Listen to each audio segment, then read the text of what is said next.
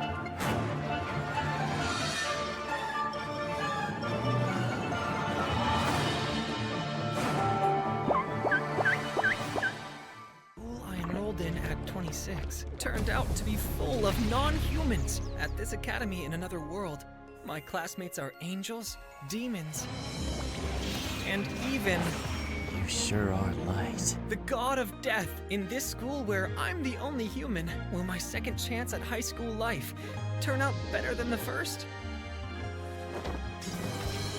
Get away from him! Looks like I'm in for one heck of a ride. Renta's original BL comic. Redoing my youth in another world.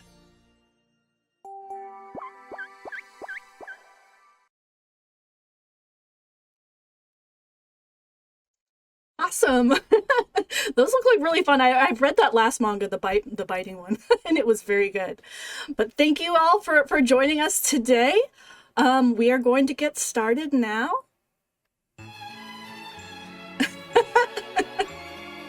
So welcome to the panel. This is Writing Through the Horrors, and I am your host, Sparrow, or aka Evelynn Carver, neither of which are my real name, but you can call me either.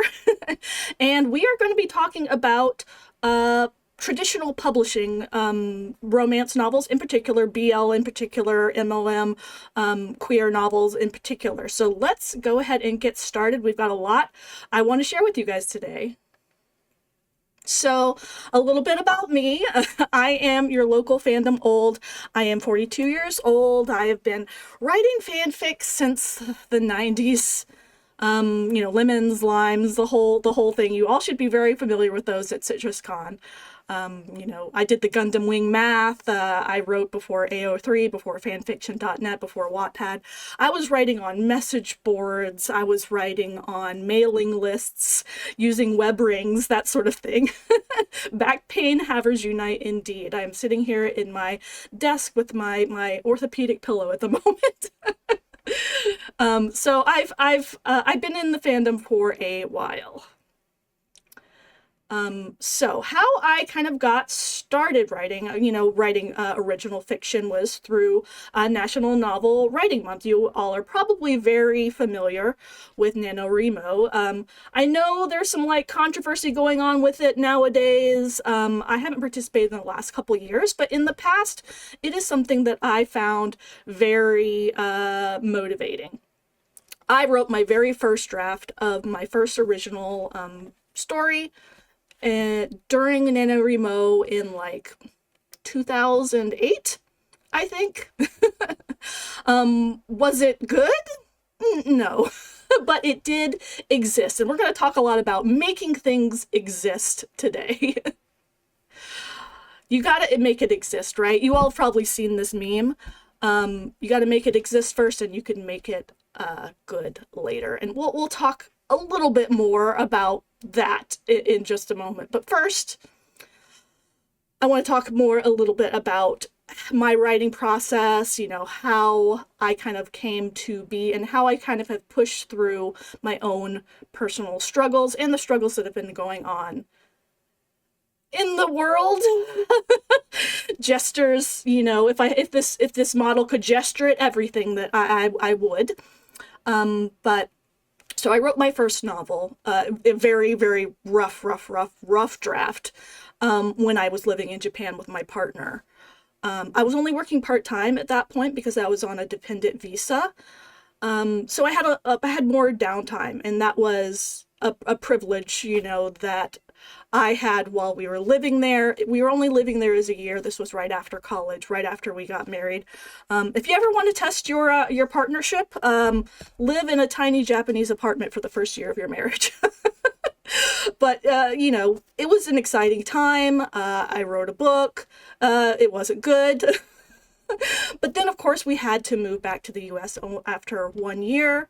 We had to then, we then actually got married. We had signed the paperwork before we left, but we then planned a wedding. And if anyone has done that, you know how kind of intense it can get. And I am not good at that sort of thing.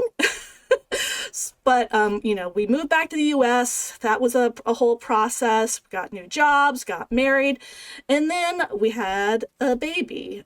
We lived in Takarazuka, Japan. I'm sure a couple of you know about that because of the Takarazuka review. I won't go into that deeply today, but if you want to chat about that later, it was an awesome experience. And then the horrors came, right? So I had been working, back at home in the US for several years, and then life happened, the horrors, right? And I'm talking kind of about my personal horrors.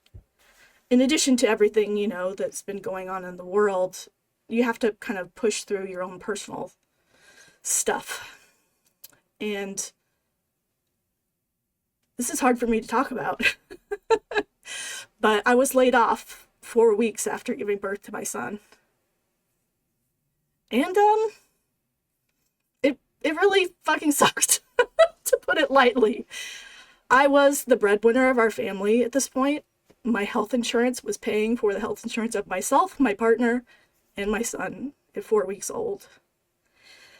And it was brutal. It was brutal. I literally was holding my son when I went to the mail.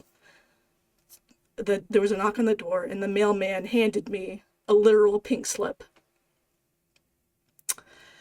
And it really sucked. It was really rough, and I had no health insurance for a while. We had to go through the marketplace. Thank goodness we had the marketplace at that point, but it still wasn't great. I mean, it still isn't great.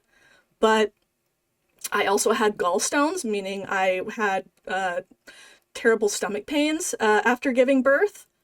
Yes, through mail. And this is a company I had been at for over 5 years. I was leading their art department. Yeah, that's the at-will employment for you in America. So I had to go back to job hunting with a newborn. I had to take my newborn son to the unemployment office with me, and I was unemployed for 8 months. Yeah, no one wants to work, right? And it was really hard. It was really hard. But eventually I got a new job. I moved to a new city with my partner and my son. We were able to get a new place. And my new job was in a very corporate environment where I had to dress nicely and where I had to commute over an hour. An hour, 2 or 3 every day. I was writing on buses. I was writing late nights and early mornings, and this was definitely my exhaustion era. So I kind of had a moment where I had to sit with myself and be like, I want to write. I want to be creative. How do I make that happen? I kind of came to this realization that I couldn't just put things off, even though the world sucked for me personally, or just in general. I just had to kind of make it happen, right? Tomorrow was 10 years ago. I had to live now or die trying, right? So I decided that I had to set myself a deadline. And this is like my own personal deadline. This isn't something that anyone else gave me. And this is something that really helped me in my own personal journey. Sorry if you weren't expecting therapy. We're getting to the meat of things. Oh, we are recording this. I hope we'll be able to watch it again later. I know I'll probably play it again on my Twitch channel. But, so what really helped me actually finish a book is setting myself a deadline. And then like NaNoWriMo, where you have like a structure, I've always found that having at least loose guidelines, guardrails, helps keep me on track, even if it's only something that I've given myself. So I decided I want to finish and publish, traditionally publish, not self-publish. Not that there's anything wrong with self-publishing. I might go that way myself eventually. We can get to that later. But I wanted to try the traditional route, right? And I wanted to do it before I turned 40. Not someday, I wanted to do it now. So, I had to sit back and think, what motivates me? And this can be different for every person, of course. I love writing, I love creating characters, I love kind of like doing world building, but there's also some other parts of it. I write because I want people to read it and think it's fun. I crave that validation, right? And spite is a huge motivator. There's a part of me that wanted to be like, hey, I'm doing this no matter what. You threw me away. This job threw me away, but I can do it no matter what you say, right? And some of it's boredom. There's a lot of boredom involved in raising a newborn. If you've never experienced it, it's a lot of sitting in dark rooms.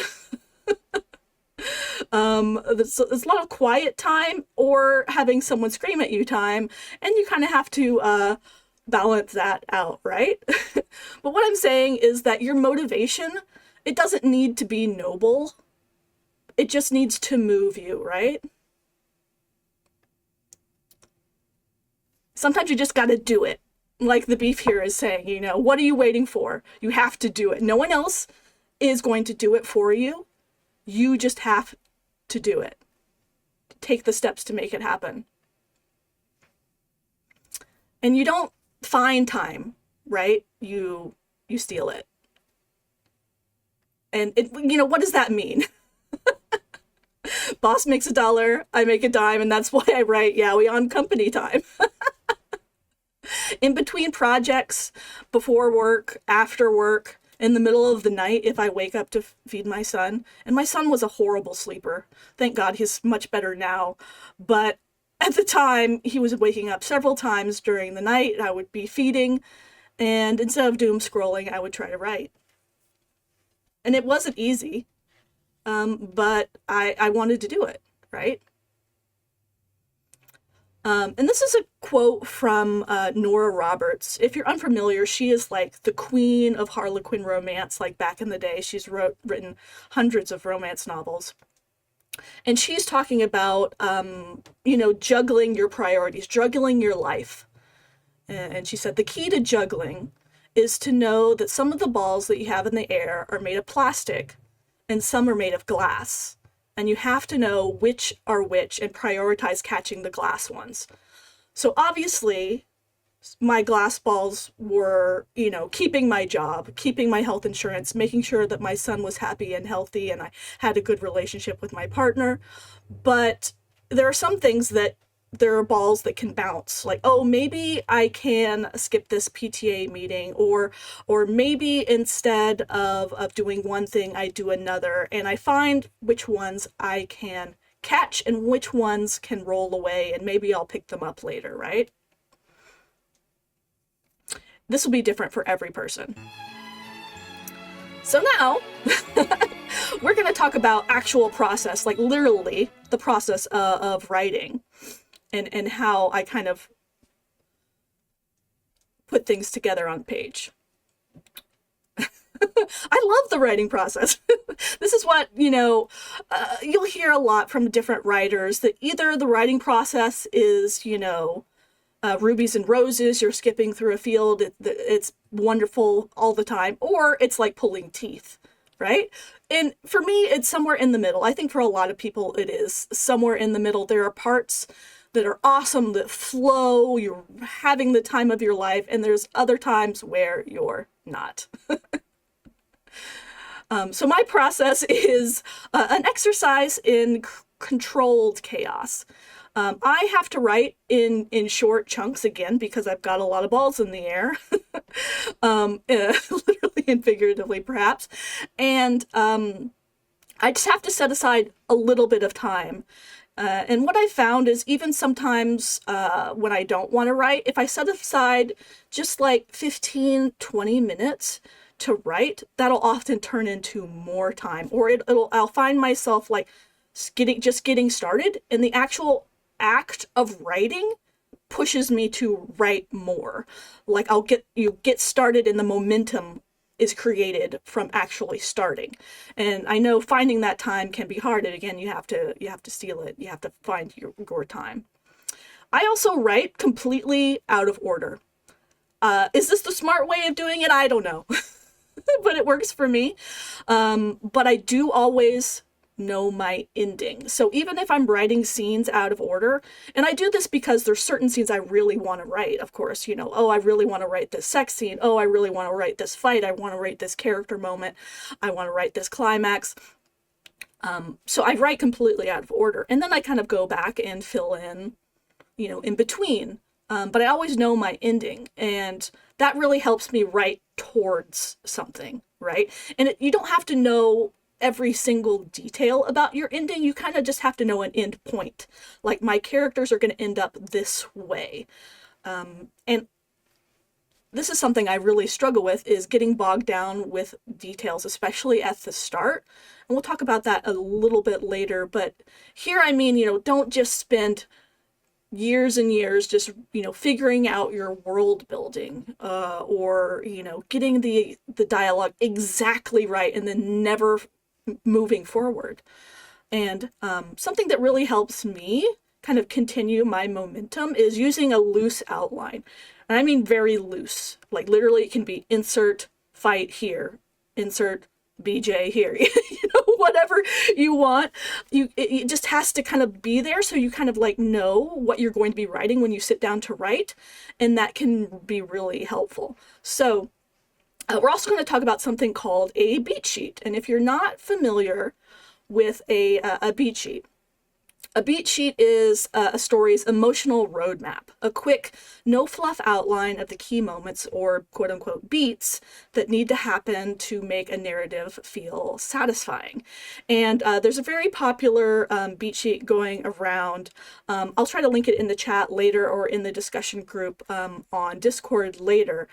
And I'm kind of going to go through the outline a bit here. This is a romance-specific beat sheet. For different types of stories, it will be different. For an adventure story, it'll be different. For a horror or mystery, it'll be a little bit different. But this is specifically for romance, because we're talking about gay romance or queer romance specifically today. But again, this is just a loose guardrail, right? These are guidelines. These aren't rules. You can bend them. Like, I think a lot of people get kind of stuck because romance has a lot of structure. You have to have these certain beats, but you don't have to have any of them except for maybe the happily ever after. But these just are kind of like a guideline to keep you on the right track, is how I want you to think about it. So when you're starting off, you have your act one, and this is the setup and the attraction, the opening scene where you introduce your characters, and then the meet cute, which is where the two characters meet, usually in some sort of cute or funny way, with this inciting romantic incident. And then, of course, the characters are going to have some sort of resistance to the romance. They can't just fall in love immediately, or there's something that's stopping them, right? There's some sort of resistance that is keeping them apart. Maybe one is kind of like an asshole, or maybe one one is literally locked in a tower, or there's parents involved, etc., etc. But then, of course, there's going to be a moment where they kind of like lock in. Maybe there's some sort of forced proximity. There's only one bed, that sort of thing happens, and it kind of locks the characters in. And then in Act 2, this is where they actually will start falling in love. There's going to be kind of like growing connection. This is my favorite part. In other stories, it's called the fun and games section, where the characters are like having fun. There's like a little bit of adventure. There's some fun banter. There's some kind of like flirtiness. But then, of course, they come to a midpoint where there's some sort of emotional shift. Maybe they kind of like have a deeper conversation. Maybe they sleep together for the first time.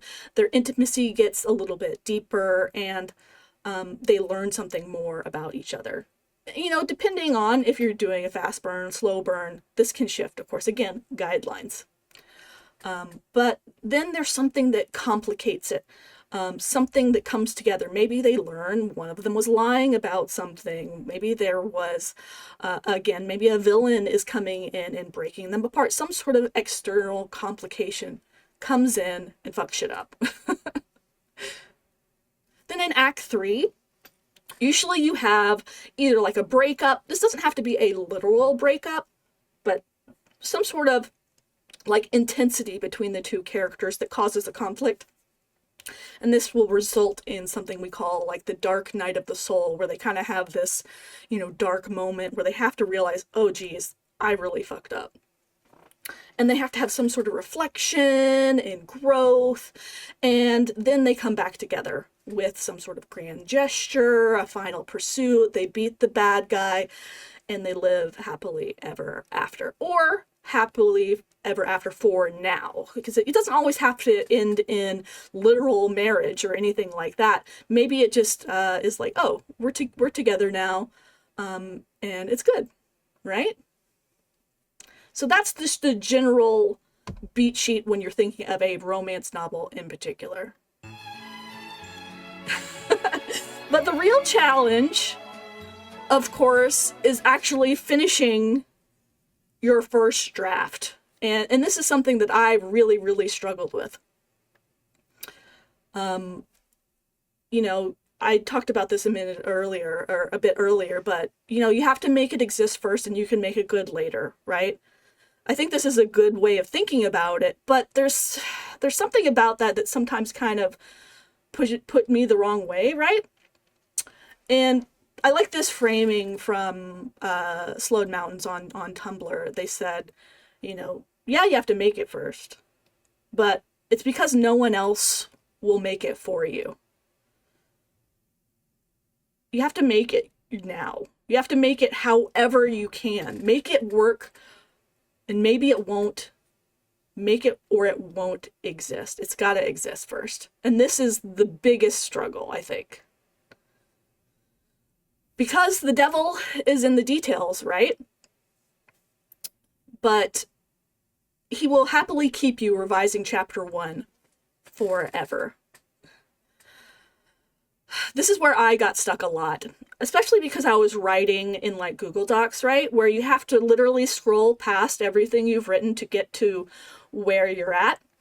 I've tried other programs. I've tried like Scrivener, I've tried Atticus, and just for me, Docs is the most accessible because I can write literally on my phone. I could write on this computer. I can write on that computer. I don't need any special software, and it's saved into the cloud.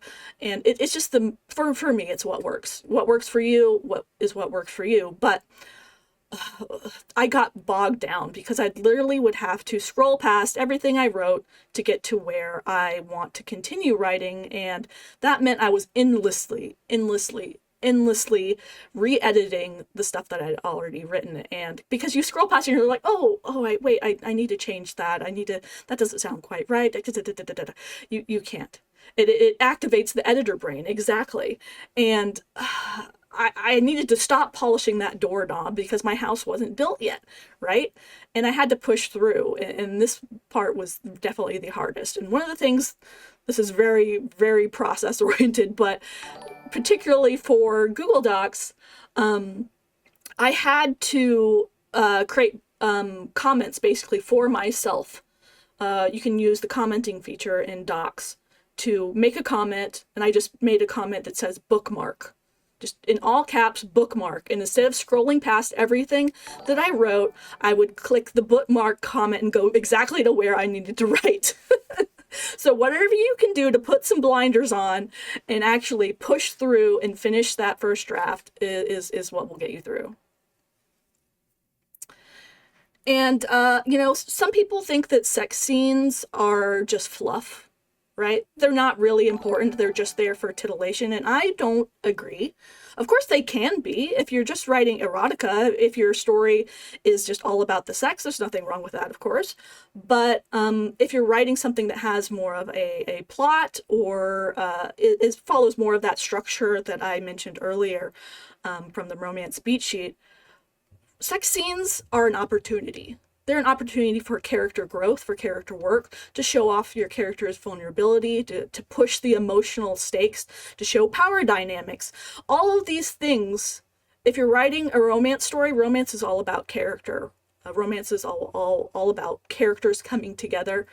And it doesn't have to be, obviously, explicit if you don't want it to be. But if it is, that's great. It's hot. It's really an opportunity. So if you enjoy writing sex scenes, go for it. They can be the scenes that really will tie your characters together. And if it's boring to write, it's boring to read. You have to make something happen. And, even if your story is, just character focused, in each scene, it's really easy just to write characters just talking to each other and going around in loops and loops. But you have to kind of make something happen in those scenes. And if you get to some scenes which are the not fun scenes to write, those connecting scenes, like I mentioned earlier, I write completely out of order. I'll always write my favorite scenes first, and then I have to go back and add that kind of connective tissue to fill out the rest of the story. Sometimes that can be really challenging if it's not your most favorite scene to write, right? But you have to find something in that scene that makes it fun for you. Like, maybe a character will say something snarky, or maybe we'll get a little bit of backstory, or maybe we'll learn something a little bit about the world, but it has to be pushing the story forward.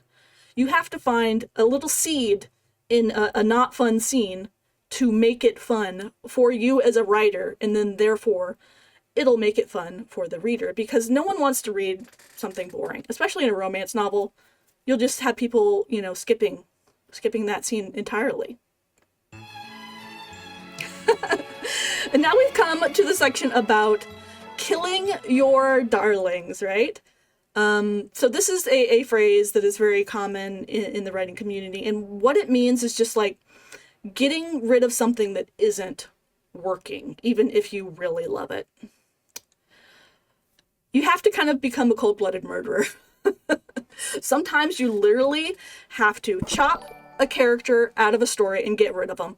I've had to do it several times because I love writing dialogue, I love writing banter, but there's been times where I just kind of get caught up as like, this is really cute, this is really fun.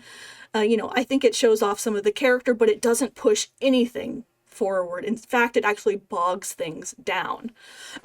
Thank you for the love on the transitions. I was giggling about them to my partner earlier. But if a sentence, a scene, a character exists only because you love it, not because the story needs it, it has to go. You can save it for another project. I highly recommend keeping, a file on your computer or phone or whatever that's just things that you cut. Because one, you can keep it for like later on if you want to share it with your audience.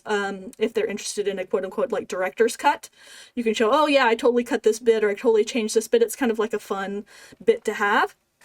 Or you can save it for another project. It's always good to save those things. Even if you don't go back, it's fun to kind of see your growth. So don't be afraid of cutting things out. And, kind of the way you kind of like come to this decision is often through sharing your work with other people.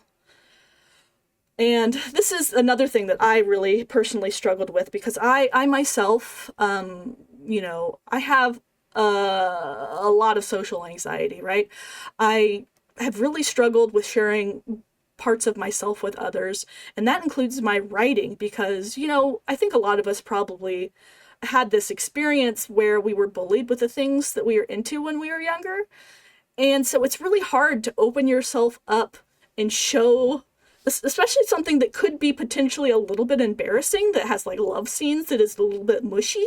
It feels like really opening yourself up to another person, but you kind of have to do it if you want to traditionally publish. You need beta readers, you need editors. Someone else is going to be reading your book, and they're going to be helping you make that book better. And I want to tell you that the buddy system works. You got to find your people. Even if it's only online, if you're participating in online writing sprints, events, I joined different Discords where people were writing together and, sharing parts of their work.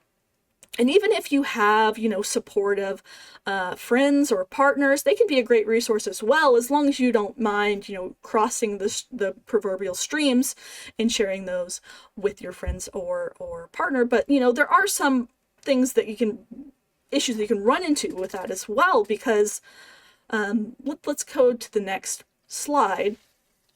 Because it, like I said, it's really hard to share those parts of yourself. It's none of their business, right? It's really personal stuff in there.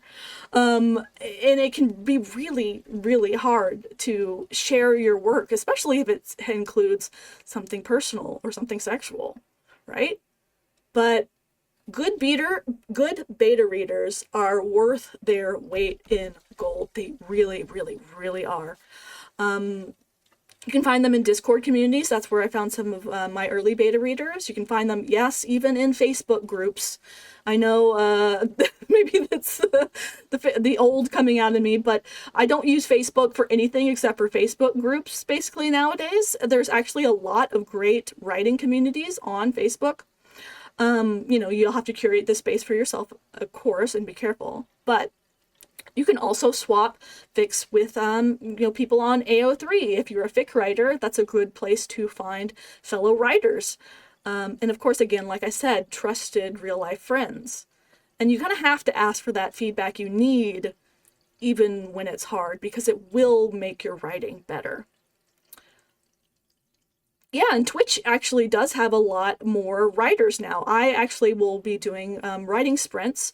I did them while I was finishing my third novel recently, where I just go online, and it's like a co-working space, right? Where you just write together. Maybe you do a little bit of chatting, but mostly it's just you guys, parallel playing in the same virtual space, and it really helps. But one thing you do need to do is learn to separate valid constructive feedback from well-meaning praise. And by that I mean, especially real friends. If it's someone, you see in person, they might have the tendency to be a little soft on you, and there's nothing wrong with that. And maybe they really do genuinely love your work, but it may be a little bit harder for them to give you something negative in any way, right? And so just be aware of that, right? There's nothing wrong with it, of course, but just be aware of it. And of course, also on online communities, these are people you may not know well. And, I've run into things where I had a beta swap with someone who was a much more established writer than me. And while she did help me quite a bit, there was a little bit of a power imbalance and just a genre mismatch, because the work that she wrote was very dark, like mafia het romance, versus mine is a little bit more, it was like magic, fantasy, queer romance, and it was kind of a mismatch. Neither of us knew the ins and outs of our particular different genres, and some of her feedback just didn't hit the way it should have, and vice versa, right?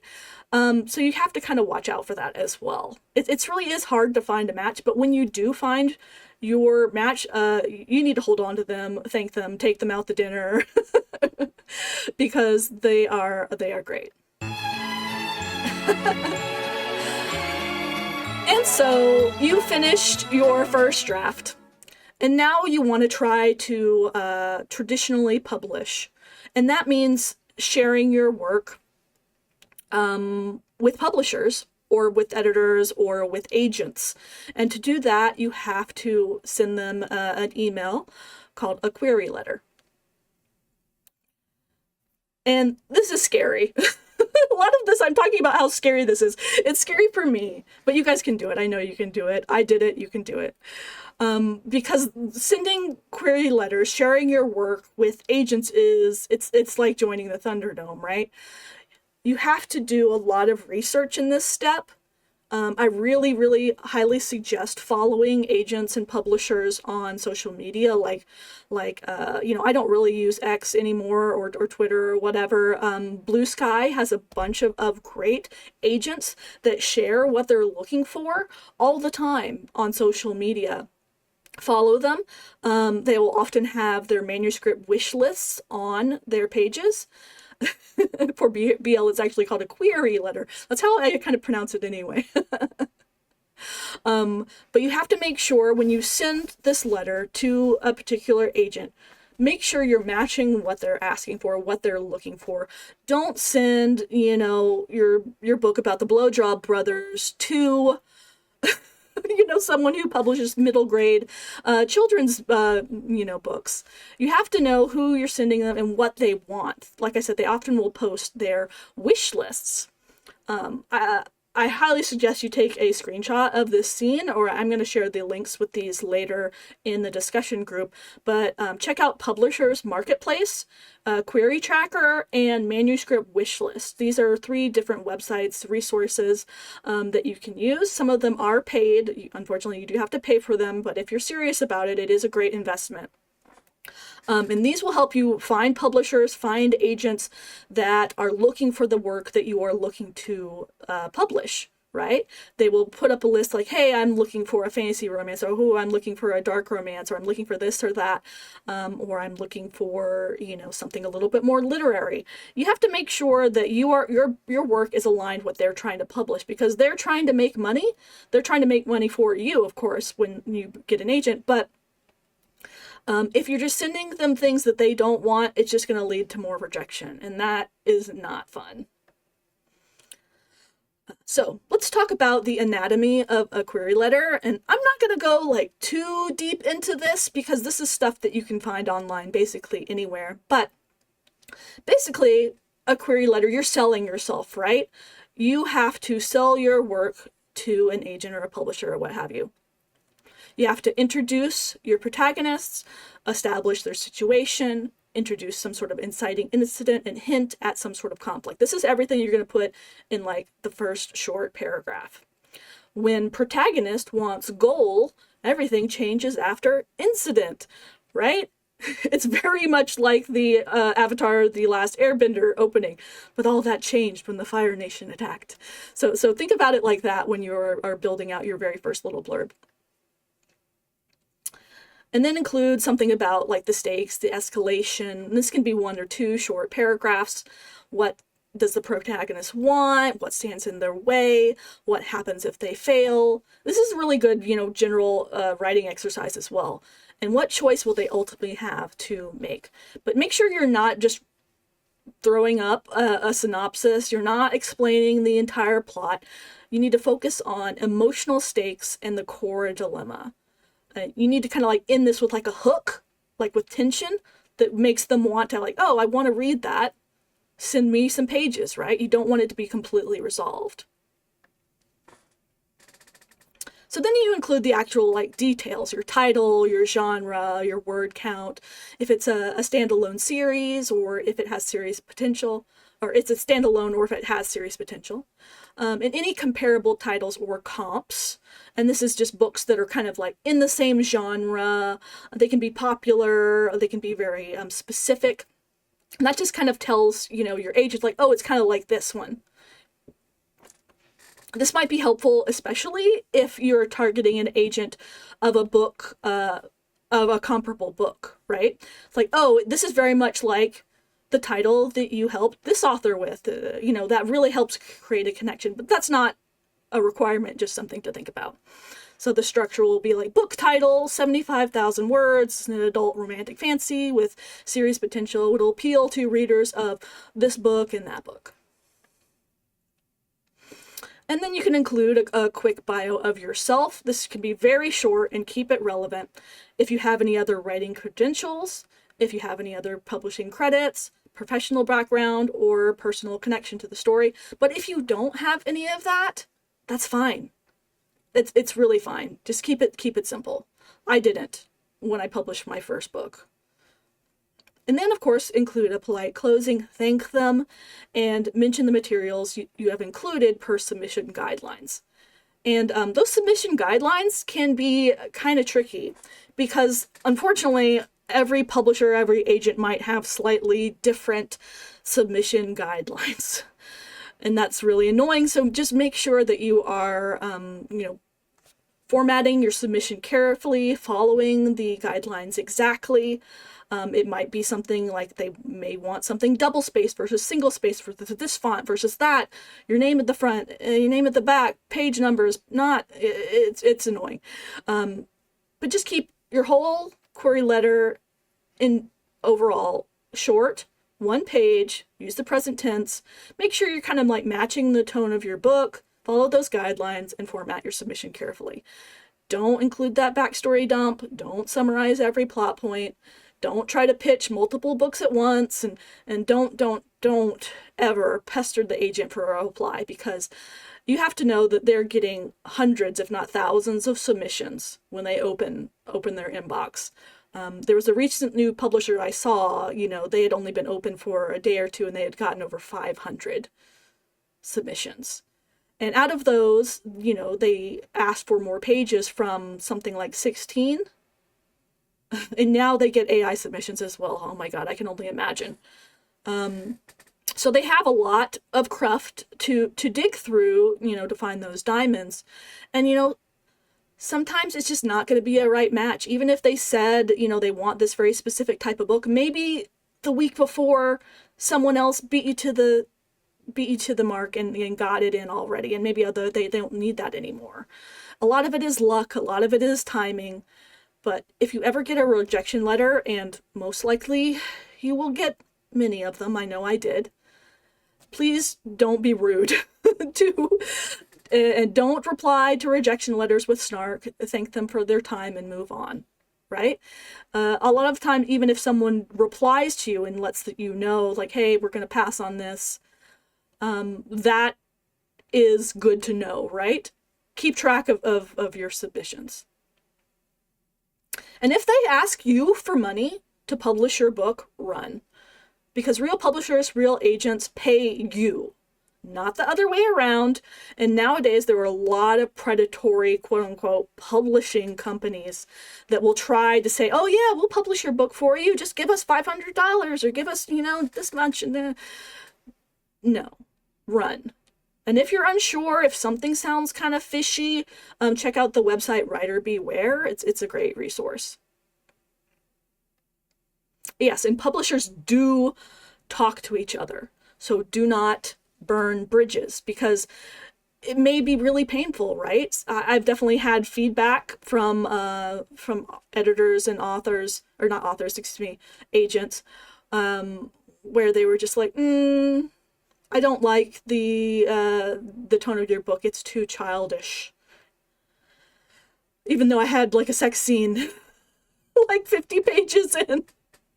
I was like, okay, moving on. Ouch. Right? But it may be crickets also. You may hear absolutely nothing, because sometimes the windows that they give you is like, oh, we may get back to you in 4 to 6 weeks to months. It is a waiting game. But keep track. I recommend, keeping yourself like, I know this is boring, but a spreadsheet of like the name of the agent or publisher you submitted to, when you submitted it, what they were looking for, like if they have any sort of wish list, and if they replied to you or not, just so you can keep track. Because often you will be submitting work to, dozens, if not more, publishers before you find a match. And most of all, please just keep writing, because the only guaranteed failure is quitting. And the best way to get better at writing is to write and to finish what you're writing, and then to write again. Just keep writing. So, final thoughts. We are wrapping up.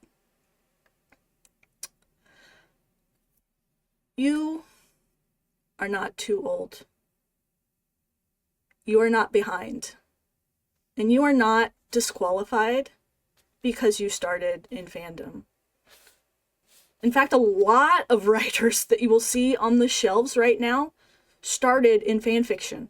Some are very thinly veiled fanfiction, if you are not aware. That is a thing that is happening. So don't be ashamed. And don't count yourself out. You can start today. You can start tomorrow. And you can do it. Because in 1 year, 2 years, 10 years from now, you could have a finished book in your hands. Or you could still have an idea. And it's you that's going to be able to make that happen. Only you. No one else. Even with everything that is going on in the world today, you have the power to make it happen for yourself. Fandom trained you. This life, this world, it may have hardened you. But if I can do it, you can do it too. And I really mean that genuinely, because a lot of us have that imposter syndrome, right? That's a buzzword that goes around, but I really believe it. If I can do it, you can do it too. Because I'm not that smart. I'm not that great. I enjoy writing, and I did it. And I had a lot of support, yeah. But I found it. I made time. I stole it. And I made it happen. And I think you can too. So, I'll see you on the shelf. We are all awesome and capable of doing the things that we put our mind to. Exactly. Well, thank you, everyone. If you are interested in following me, like I said, I do some writing sprints here on Twitch on my own channel. My Twitch channel is Sparrow VTuber, so please check it out. Thank you for the follows. And if you want to check out my books, you can check them out. There's 2 in my trilogy out on EvelynCarver.com, the Moonlight series, the Moonlight Curse series, and the 3rd will be coming out this year, the 3rd in my trilogy, the book that wraps it all up, the one that I very much struggled with this past year writing. But thank you all for sticking around. We've got a couple of minutes, so if anybody has some questions, feel free to throw them in chat, and I am happy to answer them.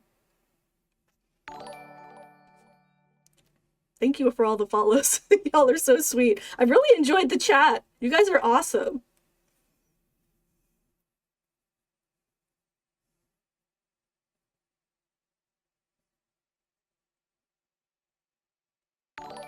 Yeah, if you guys have any resources, please share them in chat, or you can go to the community center on the CitrusCon Discord and share your links there so they don't get lost once the chat ends. Please feel free to share resources there. Let's see, we've got some questions. Have you ever worked on separate pieces at the same time, like work on a fanfic but also work on something original? If so, would you recommend it? I have, yes, but I am also someone who gets tunnel vision. So if I start one project, I often get a lot of momentum to just finish and push through one project, because I find myself, I have done it, but I will get distracted very easily, and I will want to work on one project instead of finishing the other. I think it's different for every person, though. I think some people really, again, I think it's thriving on the momentum. If writing fan fiction will give you momentum to go back to your other original fiction, I think that's fine. And I think sometimes, that happens.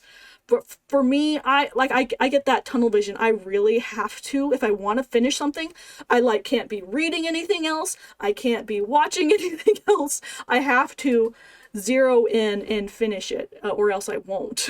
But let's see, did anyone else have any questions? Let's see. How long did it take you to finish your first draft once you set your own deadline? Woof. Well, like I said, I finished that very first crappy, super crappy draft in 1 month during National Novel Writing Month. And I finished the second draft of it during another National Novel Writing Month. And these were very rough drafts. And then I had, beta readers come in. I actually paid for an editor I really respect to give it a quick once-over for me.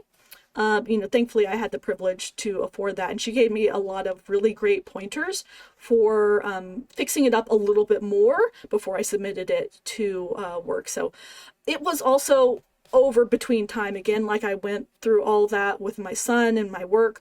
So it's really hard to calculate how long that first draft took, because it was feast and famine, right? I was working really hard on it, and then I would have to take a lot of time off working on it. Then I was working really hard on it. So to be honest, it was over the process of several years, but only a couple of months at a time, actually really hardcore writing, but it was spread out. As unfortunately, I'm not someone who writes or has the time or motivation to write every single day. I know people say you should, of course we should do a lot of things. But this is what works for me, right? You got to take it when you can. So let's see. Yes, if you have any links, you can share them here. But yeah, please share them also in the Discord group. So when people close this chat, we'll still have them. Let's see. How do I go about brainstorming a story idea? My story ideas always start first with character. And mostly character and dialogue, and how are they kind of coming together. So writing a conversation between your characters, I think, is a great way of kind of understanding their voices and how they might interact and how they might move the story forward. How do you find your narrative progression? Sometimes I just want to write about people or a place, but I struggle making things happen to them that would warrant an actual story. Yeah, I think that is really hard. That's why I say always try to write a very loose outline. Try following those story beats. Just look at that list and see if anything kind of sparks interest for your particular character, your particular setting. And it's a great writing exercise, or trying to even write a query letter before you even have something. You can then write towards that kind of end goal. Having a loose outline, very loose. Literally, it can be insert fight, insert sex, insert whatever here. But that I find helpful to kind of structure your work. Let's see.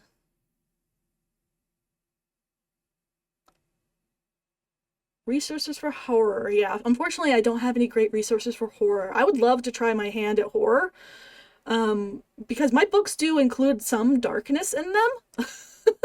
There's some blood and guts, especially in the last one. So I kind of wonder, I kind of would like to try writing horror. So if you have any great resources, please share them. Oh, the links might be off for the con. Good to know. Thank you for letting me know, Maud. Let's see. Any other questions? We've got just a couple more minutes left. Well, thank you for the follows.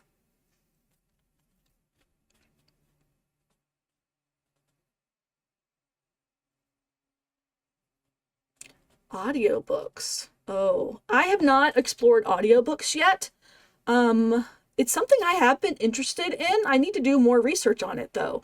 From what I've heard, audiobooks can be quite lucrative, especially for series. It's something I need to talk to my publisher about.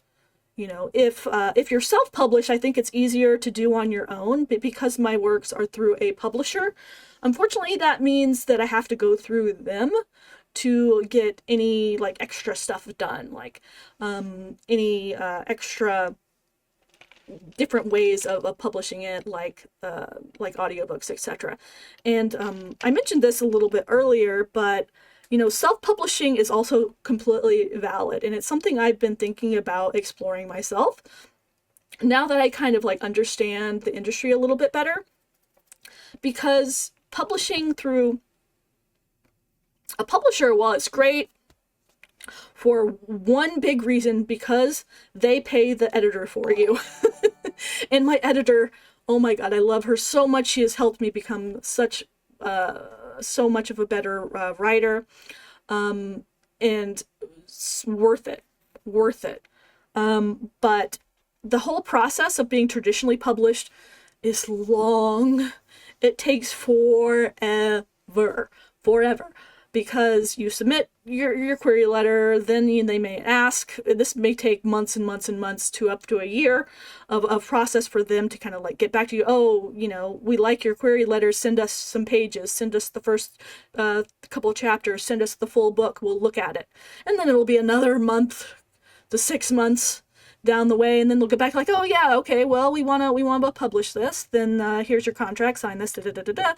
And then you move forward with an editor, and the editor works with you on the book even more to continue polishing it for months to a year or more often, and then they slot you into a particular publishing schedule. They have a very particular publishing schedule.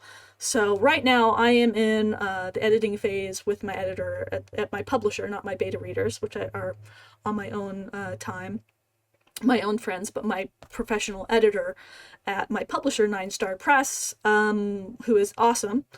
But she has a lot of other authors that she works with. So she has like a whole schedule, a whole slew of authors who are in line for editing before me. So it takes months and months and months. And I probably won't hear back from her until this summer. And I submitted my book like months ago, like in the fall. It's a long, long process. So let's see. Any other questions? The last book you read or any media you consumed that made you want to write? I get a lot of inspiration and motivation from reading and watching something cool. Me too. Like I said, I can't read a lot while I am writing, but in between, during my famine periods, my fallow periods, I do read a lot. I actually recently reread an older queer fantasy series,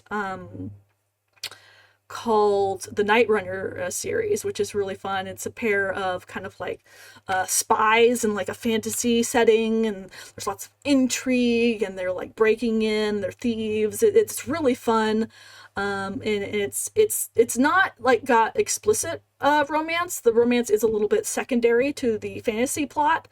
But it was one of the very first like queer romantic couples I ever read in fantasy books, and I recently reread that whole series, which was like 7 or 8 books, and it was really entertaining and inspired me for sure.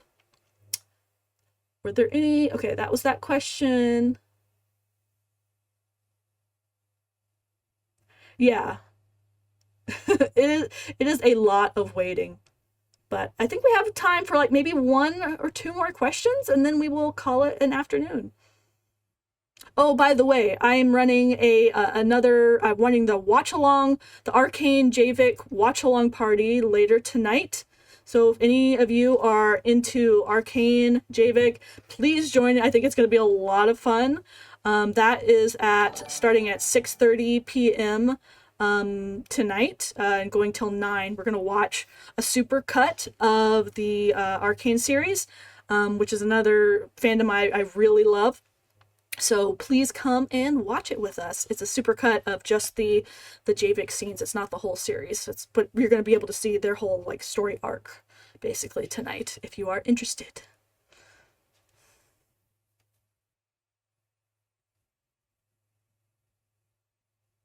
Oh yeah, and you can win books. I forgot. at the JVIC Watch Along, I am giving away free copies of my first 2 books, ebooks of the first 2 books you see here, Moonlight and the Magician and Moonlight and the Mark. There will be free copies if you win bingo, or if you just stick around into the end. We might have some free copies to give away. So please join us for that. And also, my books are on sale this weekend for CitrusCon. They are 50% off on at most digital retailers, so feel free to check them out if you're interested, and you can get the first 2 in this series for less than a Starbucks coffee. So, all right. Well, thank you, everyone. This has been really fun. Thank you for all your great comments and your follows and your sweet chats. I really appreciate it. Y'all all are awesome. All right. See you later tonight. Have a good one. Bye, everyone.